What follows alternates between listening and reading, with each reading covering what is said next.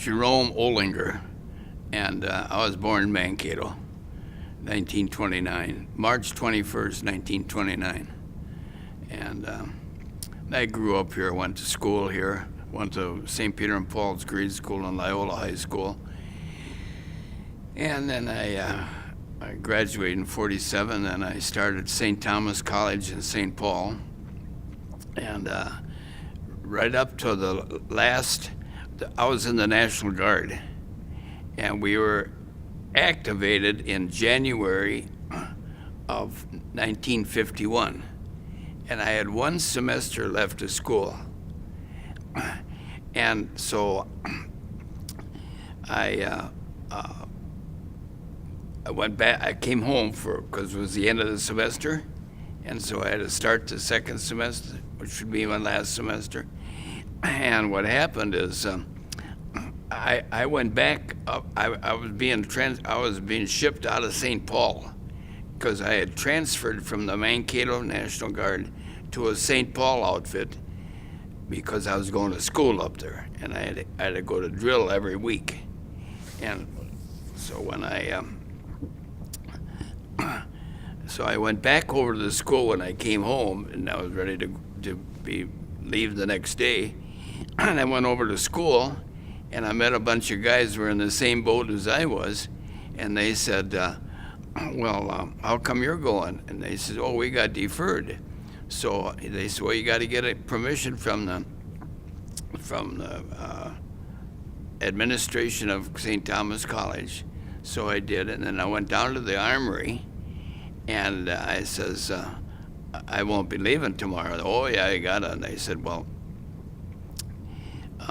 it's too late. You can't get your orders cut. And I says, well, just sign the papers and I'll take them over to the Capitol.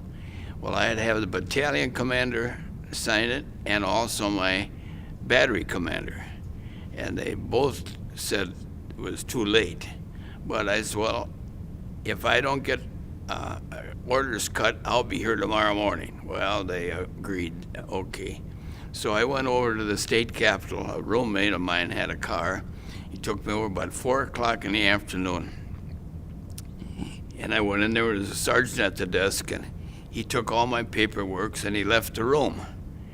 Well, I sat there, and I didn't know where he went or anything. And so 5 o'clock came, and I thought, well, hell, he quit for the day. So I sat there anyway, and pretty soon he came in with all my orders cut. So then we could if we started a class in our last semester, and we were in the top third of our class, and we only had electives left, that they would graduate me. So I had to go to one class of each of the ones I'd signed up for, and in February. So then the middle of February, then I didn't come home for graduation, but I got my diploma and everything. And so then the rest of us, I think there was about 7 or 8 of us, all went by train, plush train, down to Camp Rucker, Alabama. And so we all got, or the rest of them all went down by troop train. Well, we got down there. Camp Rucker was disbanded right after World War II, so there was nobody there. So you can imagine the shape of the buildings down south anyway, and they were in bad repair of paint and cleaning up, and the furnaces had to be all cleaned and everything. And so that's all they did while I was home here. That's all they were doing. No training whatsoever. It was just cleaning up the place. So when I got there, it was all clean. And so then I stayed there. Then in latter part of July, I think it was, or in August, we moved to Camp Stewart, Georgia, and we fired at radio-controlled airplanes. The outfit I was in St. Paul was an anti-aircraft outfit, and 256 AAA, which is automatic air artillery. And so we went down to Camp Stewart, Georgia, and a bunch of us went down in advanced detail and about 2 weeks before the troops came. And our job is I was in the motor pool at the time, was to clean the motor pool, get it all nice and clean. And then a bunch of cooks went down and they kind of cleaned the kitchen. So when we got down there, when we got there, the 7 or 8 of us guys, the place was immaculate. We didn't have anything. And they had a consolidated mess, which everybody in the camp ate at that one place. Beautiful place, big mess, all the food you could think of it. And so that's where we snuck over there and ate with them, which was okay. We were authorized. Well, then when the rest of the group came down, then we were supposed to eat at our mess hall. Well, we had better food over at the consolidated mess, so we went over to the consolidated mess. And the 2 weeks that we were down there before the rest of them came, they had a nice NCO club that we could go to in the evenings. And also they had do you know what skeet is, or trap hunting? Trap? Well, right out the edge of the camp, it was actually part of the camp, they had a skeet range. And a skeet is where the clay pigeons go this way. Trap is they go right out like that, but skeet goes that way.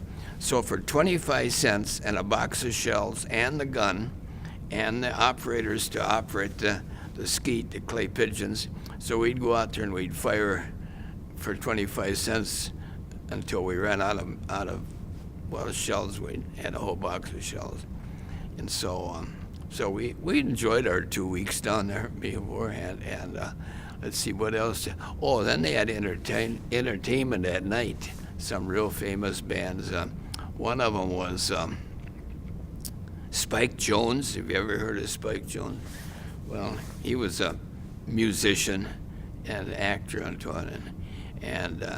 I can still remember him. He had an instrument that had a whole bunch of instruments on a post and had bells on it and all kinds of washboards and all kinds of stuff on. But he put on a real good show for us while we were there. And then in August, then we were activated for Korea.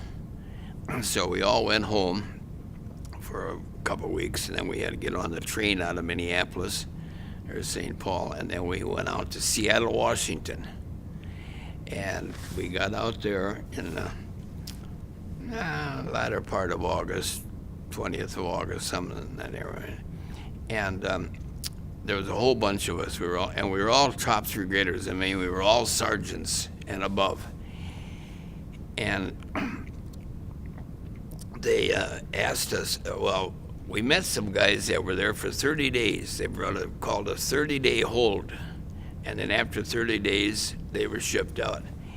And so they says, yeah, you could get a 30-day delay because their 30 days was up. So we all went down and applied down the day room, and we all got a job. And our jobs were being barrack sergeants for 59 men.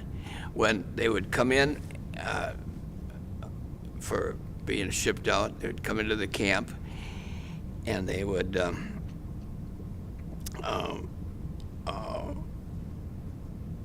59 of them barrack. And what we would do as sergeants, we made sure they were all there, and that we'd take them around to the mess hall, took them to some movies, and there were military movies, and to their clothing. Everybody got new clothing when they're going overseas, and they all got a gun and stuff. And so and the weather was just beautiful out there. So Bob Brown, he just passed away just last week, and he and I were together. And they asked him, he said, how long do you want to stay? And the weather was beautiful. And Bob Brown got into records section. That's what his job was, taking care of the records. And there was just a big box of records, and anyway, so I said, well, what are we going to do for money? And so he said, well, here's your pay card, take it up to finance. So we got paid at the end of the month, and we had, he hid our records. So after 30 days was up, they didn't know where we were. So finally in October, I think it was October the 9th, it started to rain. And Seattle is known for rain. So we saw, heck, let's go.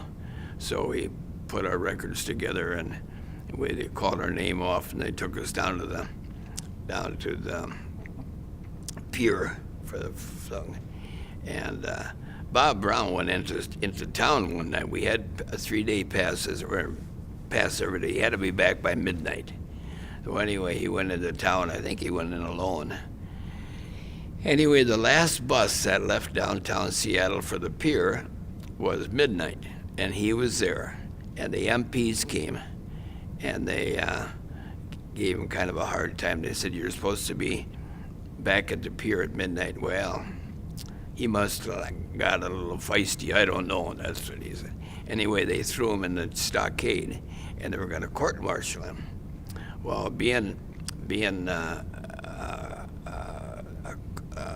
going to Korea, they canceled that.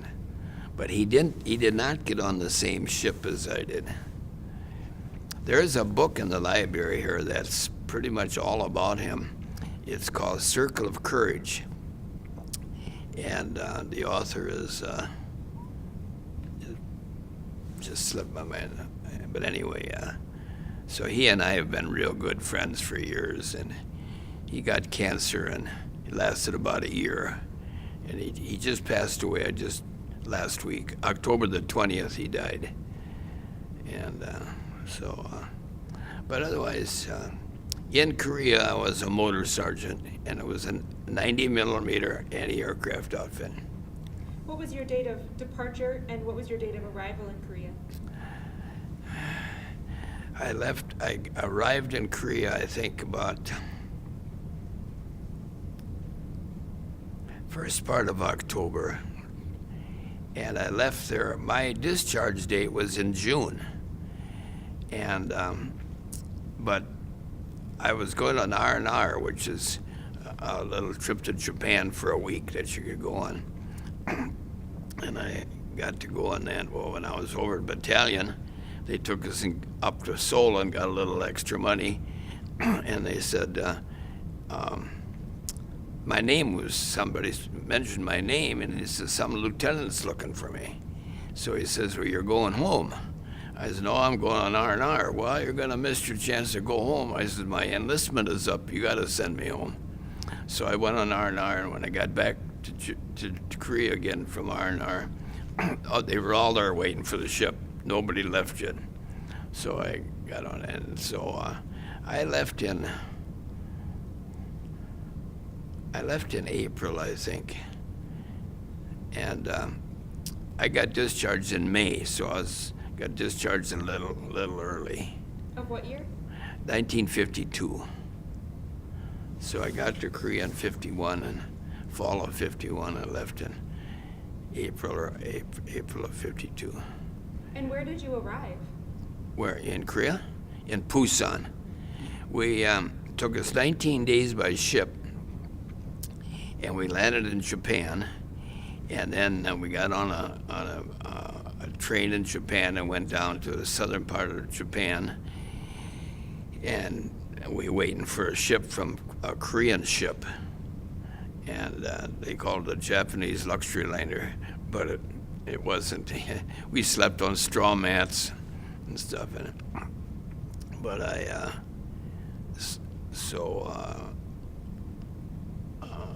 then we got to Busan and took a train out of Busan, and we were all in the train and went up to just south of Seoul. It was called Yeongdong-po, and it was kind of a replacement depot for the land there, and then people come and get you and go everywhere. So then my outfit came and got me. They were in Incheon. It was about 30 miles south of there. So I rode in a truck down to my outfit. And we had four 90 millimeter guns, which are huge, and four quad 50s, 50 caliber, but there's four guns in one little mount. So when somebody shot them, and that whole thing swiveled all the way around, it would go round and around. I don't think it went 360, but it'd go to 270 degrees. And then all four guns would fire at the same time. So we fired at Korean airplanes. Never hit anything, but we went pheasanting over there, and we had some shotguns, and some of the guys got some pheasants, and our cooks cooked them, and one of them was shot a duck, and a little Korean boy swam out and got it for us. And we had, the motor pool, we had a Quonset hut. I don't know if you know what a Quonset hut is. Anyway, we had a little houseboy. He kept our place clean and aired out our mattresses every day, and polished our boots once in a while. And his dad also worked for us. We had a bunch of Koreans in there that they came every day, and they did all kinds of. We had a barber and a tailor, and our fatigues were the old World War II fatigues with big pockets on them, and so we had them. The tailor cut them all down, and they were tight fitting.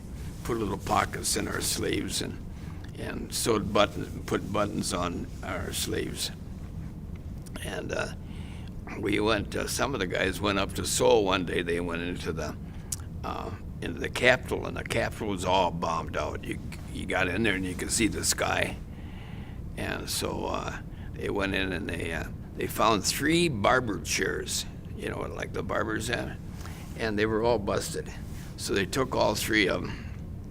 I suppose technically they stole them, but there was nobody there. And then our Koreans made one good barber chair out of the 3. So so we could get a haircut every wanted. Where exactly were you stationed? What? Where exactly were you stationed? Incheon, and it's right on the coast, on the western coast of Korea, and it's just south of Seoul. And the 38th parallel, which was the borderline for between the North Koreans and South Koreans, and that was north of Seoul. We did go up there one day. We were looking for some certain part for one of our stoves, and so we went up there and we got that. But otherwise, we had movies. We'd go to movies. I think once every month or twice a month, they'd come to our outfit, and it had 35 millimeter projector, and we had movies. And then we could go into town too, and the movie theater was on the second floor, and there was no roof, so it had to be at night, otherwise it'd be too bright. And so then they'd show the movies, and Why didn't it have a roof? it was all bombed out. Yeah, there was bullet holes all over, and went to church over there. They had a nice cathedral, and there was bullet holes in the floor, and that was a lot of bombing done in that. And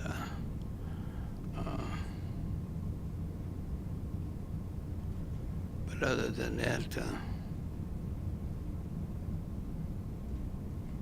and the food was good.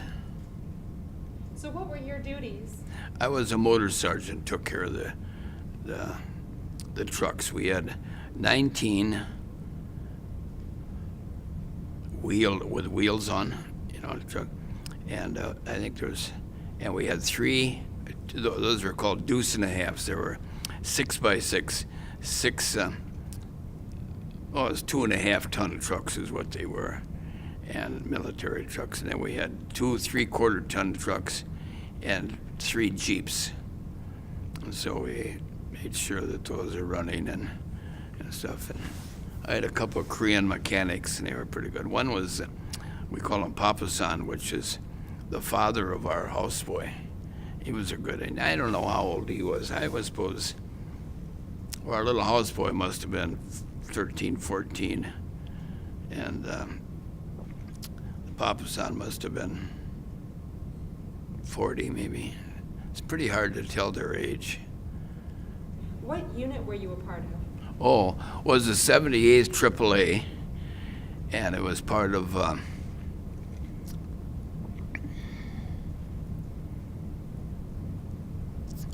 was it? It was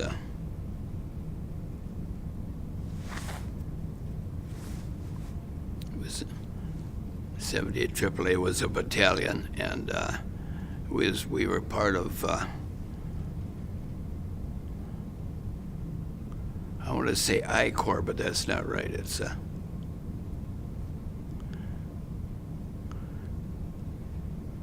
can't think of what the name of that. I'll think of it in a little time.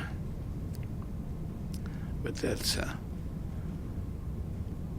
Can you paint me a picture? What was it like to be there? What was a typical day like? Well, I was there in the wintertime, from October on, and I don't know how cold it got because we didn't have a thermometer, but we had sleeping bags that were eider down. You know what eider down is? It's feathers sleep. But we got them later on. And then otherwise we had blankets that we bought from the Koreans. They were made by the Koreans, and then we had. Finally, we got some air mattresses too, but we were just on bunks. On military bunks, and but it was cold, and we'd get snow, and then it would be gone in a day or so, and so it was muddy. Everything was muddy, and but we had warm clothing. Now some complained that further up north and stuff didn't have the warm clothing that we did. But we had little stoves in our barracks or our Quonset huts. And are there any particular stories that stand out to you or that you remember? I really didn't have much, action as far as shooting and stuff like that. The only thing I remember is. We shot at an airplane one day. It was an American airplane, but it was towing a target, a big sleeve, a sleeve, and that would be out. And we fired at that about 10 o'clock in the morning, and we shot that down. And then the airplane, of course, kept on going. They said it was going to come back when he got another sleeve. Well, he never showed up until about 4 in the afternoon. Finally, somebody says, "Here it comes." So we saw it going, it just kept on going, and no sleeve. All of a sudden, here comes the sleeve. So we all said that they lengthened out the cable a little bit longer because we were too close to them and firing the first time. What is a sleeve? Well, it's just a hollow. Have you ever seen at an airport a flag that tells the direction of the wind? Have you ever seen them at airports? It's a orange, usually an orange tube. It's like a tube.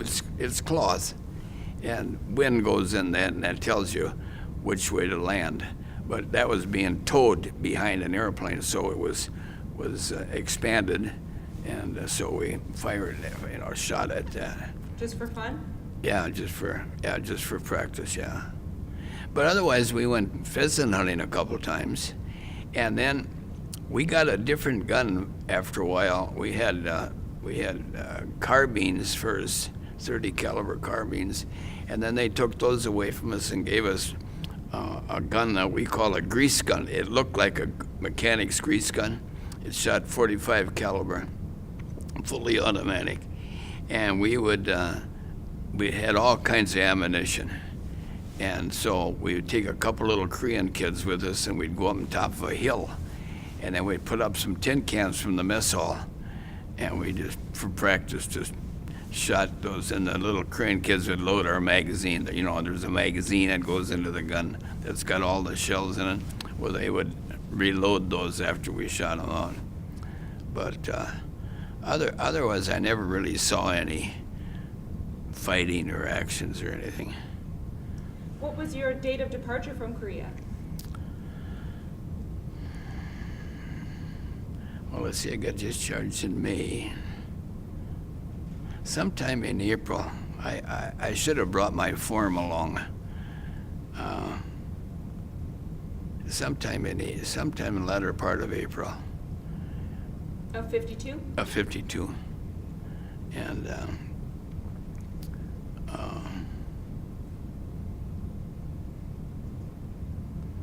that's about all I can remember. So when you arrived back home after you were discharged, what was the reception like? Well, the Salvation, no, not the Salvation, the Red Cross, when we landed in San Francisco, they gave us donuts. And so a lot of people, their impression of the Red Cross is not good. They've done some good, you know, but if you're not the right time, right place, they never did anything. But we landed in San Francisco, and then when we took us to a barracks, Camp Stoneman was a big base, and then we